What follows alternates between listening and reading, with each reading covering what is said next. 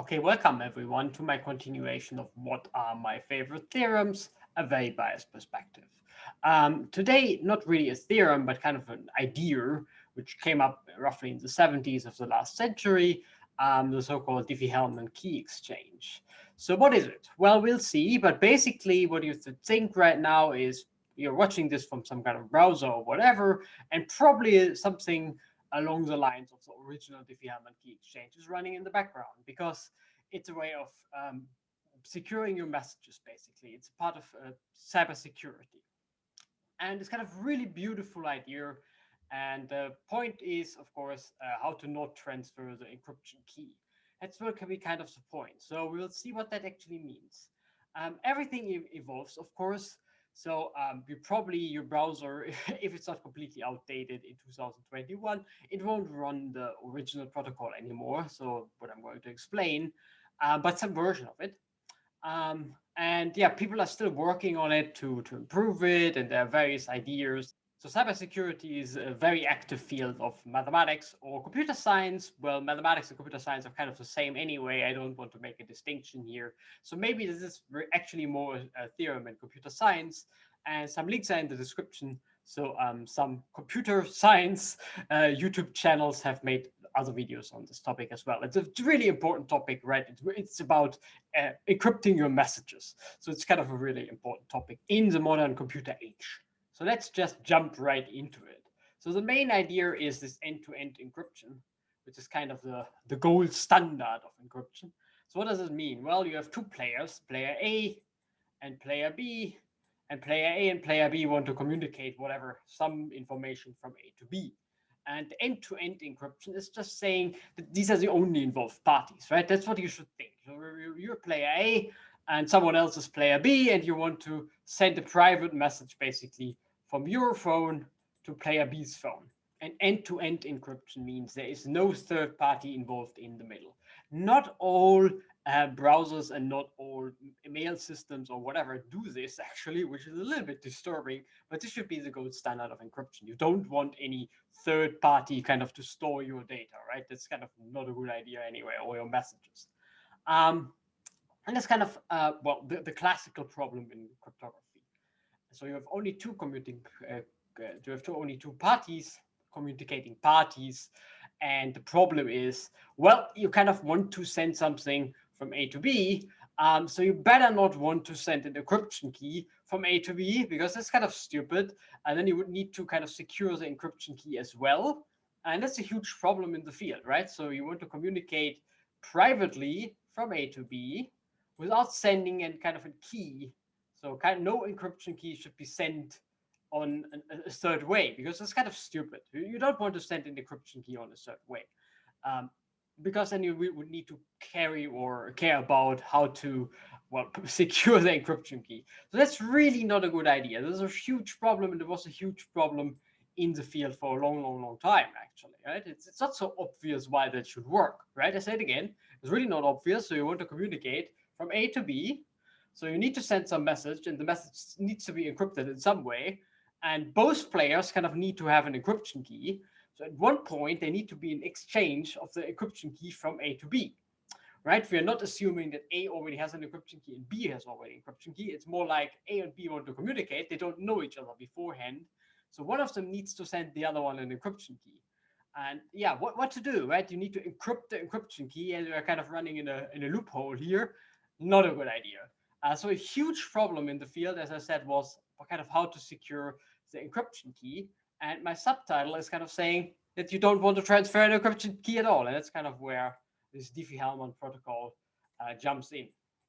So the DH actually addresses this problem in an extremely, really beautiful and great idea. It's just mind-blowingly easy in the end.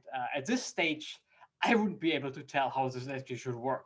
I would assume, I said again, A doesn't know B. So they just start communicating. You just get a phone call from someone or something like that. They just start communicating. So you need to exchange somehow a key. That's how it looks like. And you shouldn't do that because then you would need to encrypt the exchange of the key, and it's just a mess. And here's an idea actually how you can avoid sending around an encryption key anyway. And it's beautiful. It's a really beautiful idea. So let's have a look.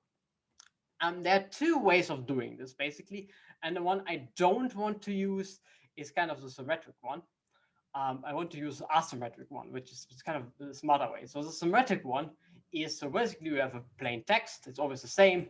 And there will be a ciphertext in the middle, and there will be a plain text at the end. Fine. And what I don't want is that there is a secret key that both players use, because this is the key that would need to be exchanged from here to here. So this is not what I want, right? This secret key would have been to exchange from here to here. So, but that's called symmetric encryption. So both players use the same key. No, the Diffie-Hellman, the DH addresses the following. There will be a private encryption key, and every party has its own private encryption key. There will be there will be a public one. So this was a public one. There will be a private one, and each party has its own private one. And you can still play the same game, which is kind of a little bit ridiculous. So I said again, so we have player A and player B. Both have their own private keys. They don't send it anywhere. And you can still send around encrypted messages such that only A and B can read them. It's kind of not clear why that should work, right? How could B possibly decrypt A's message, because B doesn't have A's key? So it's still kind of a weird setup, and Diffie-Hellman explains it how that works in a beautiful idea. It's really beautiful and generalizes to a ridiculous, to ridiculous generality. So I said again, the symmetric one has still the same problem. So both parties have one key, right? So it's kind of obvious how that works. If A has a key and B has a key, sure, then we can encrypt and decrypt messages. But it's the same problem. How should we ever transfer the encryption key to begin with? That's kind of not a good idea. The asymmetric one, on the other hand, it's kind of very different in some sense. So both parties, of course, there's a public key. So not just both, everyone has a public key in principle. So even the third party could access the public key. That's the whole point about the public key. And the point is then there's a private key. So A has a private key, B has a private key, and no sharing is needed. Brilliant idea. So how could that actually work? I say it again. It's a little bit shocking that it actually is supposed to work, right?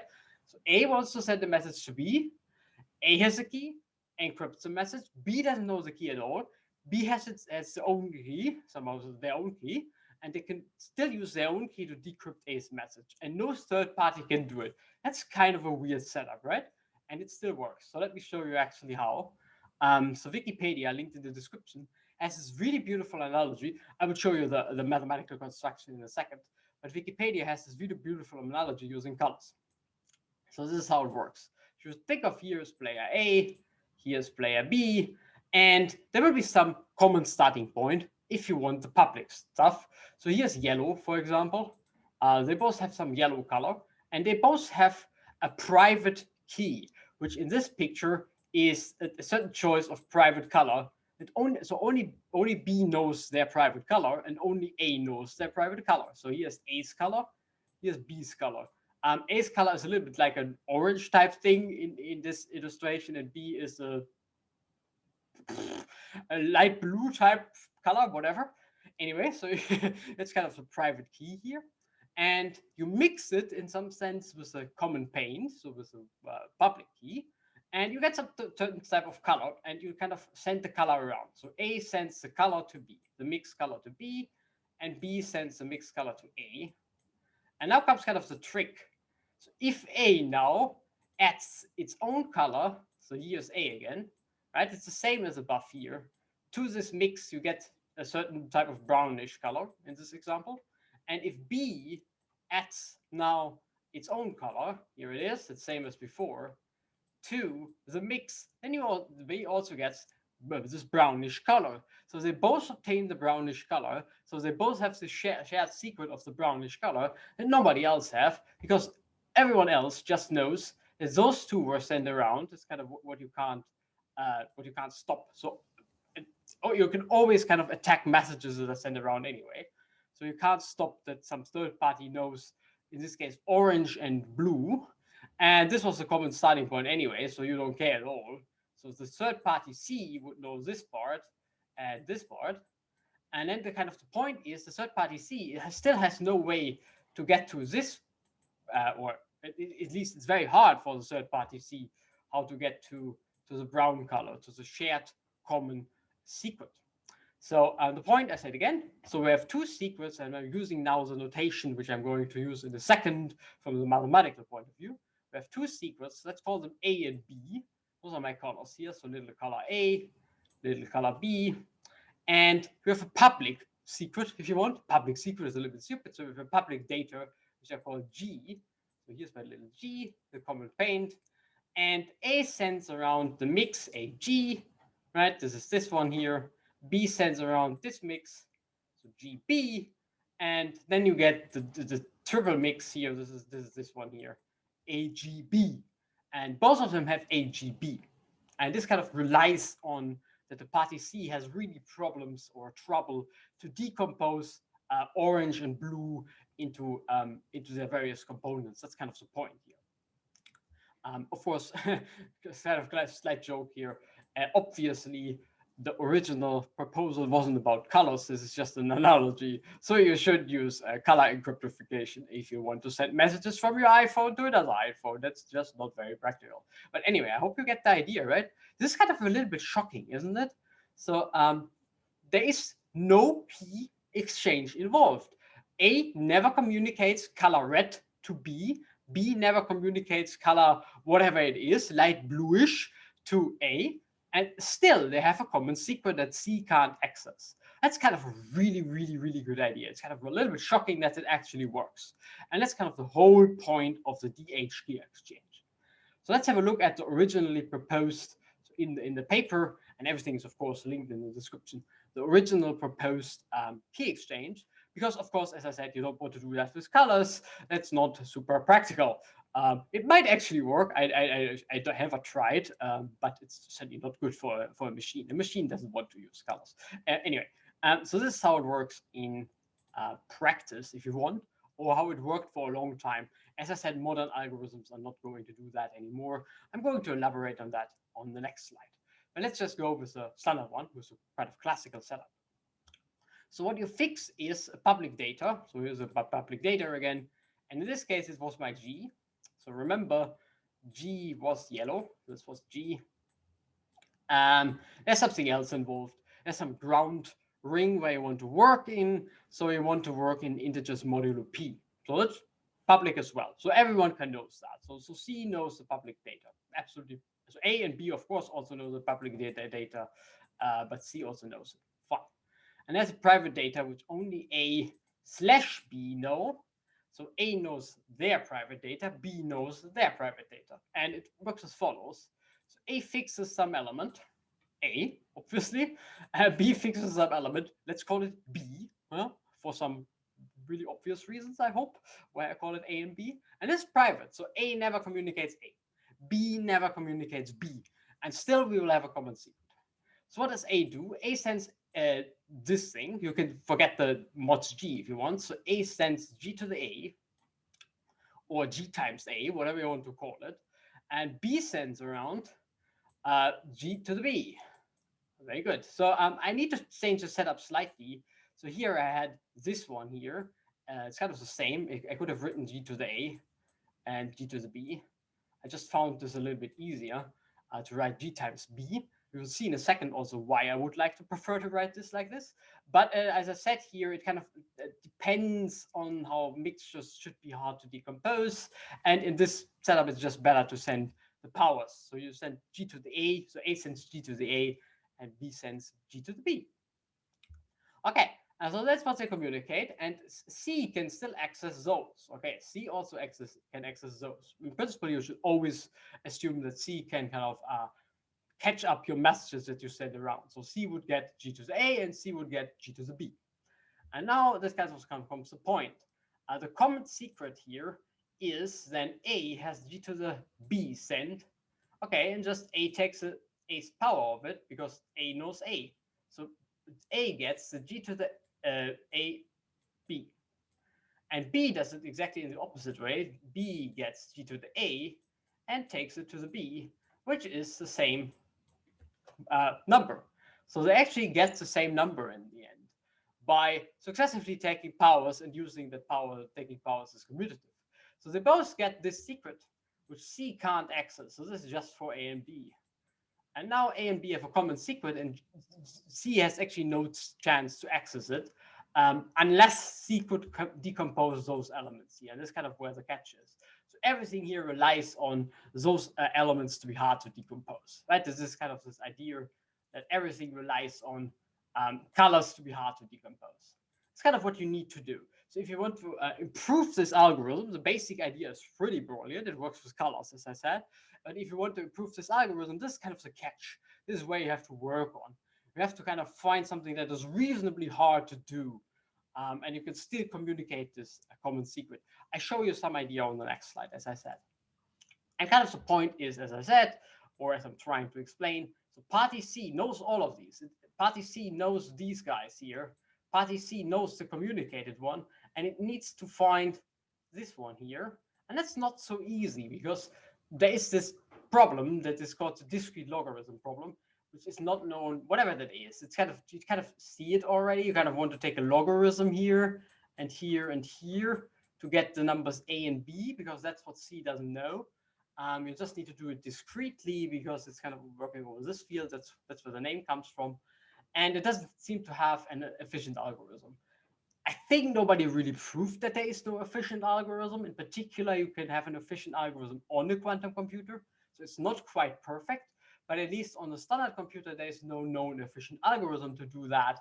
So C is kind of stuck because C only knows G to the A and G to the B.